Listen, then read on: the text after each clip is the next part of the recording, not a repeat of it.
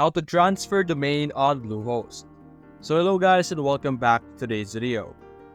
So let's say you purchase a domain in Bluehost and you want to transfer your platform.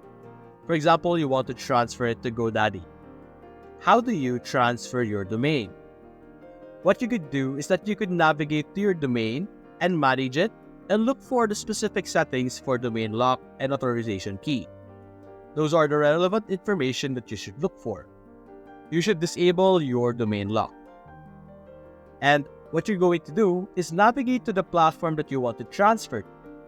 Typically, you will be able to see under the domains that transfer domain names. By doing this, you will be able to simply put in the domain that you have and click on search.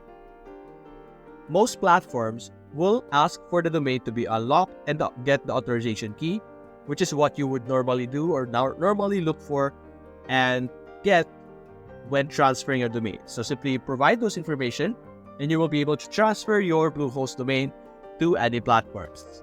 So that's basically it guys. If you enjoyed this video, leave a like and subscribe. Thanks for watching.